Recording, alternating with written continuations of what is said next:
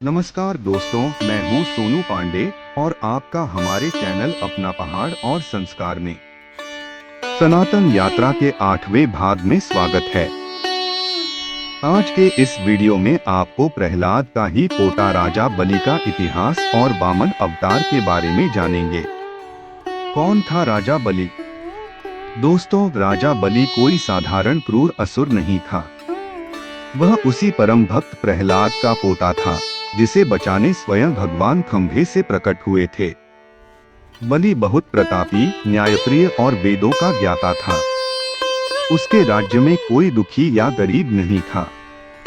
वह इतना महान राजा था कि आज भी दक्षिण भारत में ओणम का पवित्र त्योहार उसी राजा बलि के सम्मान में मनाया जाता है। लेकिन इंसान या असुर कितना भी महान क्यों न हो जाए, जब उसके अंदर अहंकार आ जाता है तो विनाश शुरू हो जाता है। बलि को घमंड हो गया था कि इस पूरे ब्रह्मांड में उसके जैसा दानी और शक्तिशाली कोई नहीं है। इसी घमंड में उसने स्वर्ग पर हमला किया, देवराज इंद्र को हरा दिया और तीनों लोकों का स्वामी बन बैठा। अपने इसी घमंड को सिद्ध करने के लिए राजा बलि अपने गुरु शुक्राचार्य के साथ 100वां अश्वमेध यज्ञ कर रहा था। तभी उसका अहंकार तोड़ने के लिए वहां माता अदिति के पुत्र भगवान विष्णु एक छोटे से बौने ब्राह्मण वामन देव के रूप में पहुंचे। उनके चेहरे पर पूरे ब्रह्मांड का तेज था। बलि ने जब उस तेजस्वी ब्राह्मण को देखा तो वह चरणों में गिर पड़ा और बोला, हे ब्राह्मण देव, मैं ब्रह्मांड का सबसे बड़ा दानवीर हूँ, मांगिए क्या चाहिए।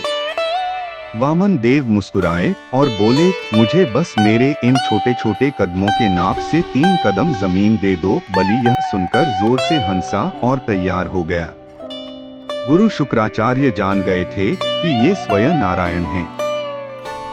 उन्होंने बलि को दान देने से रोका, लेकिन बलि नहीं माना।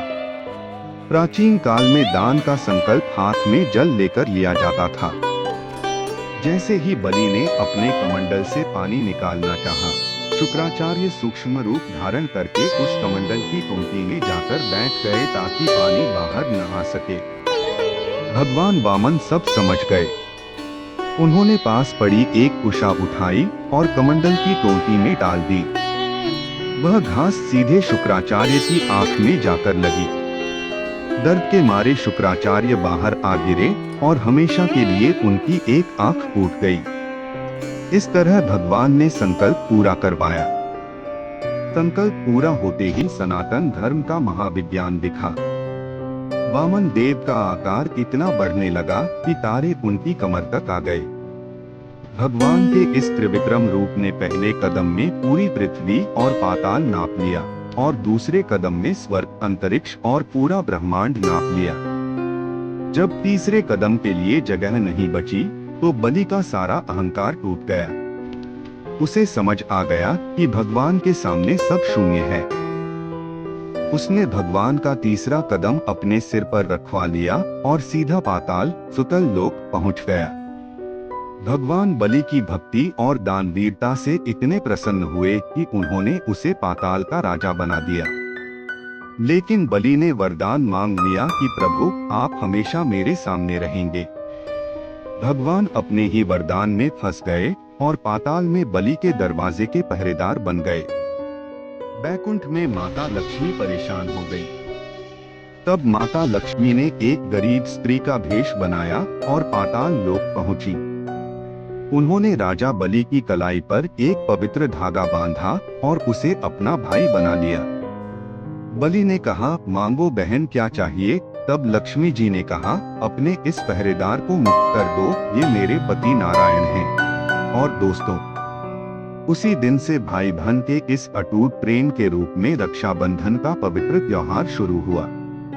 तो दोस्तों, वो कौन थे जिन्होंने अकेले ही 21 बार धरती से अत्याचारी राजाओं का विनाश किया?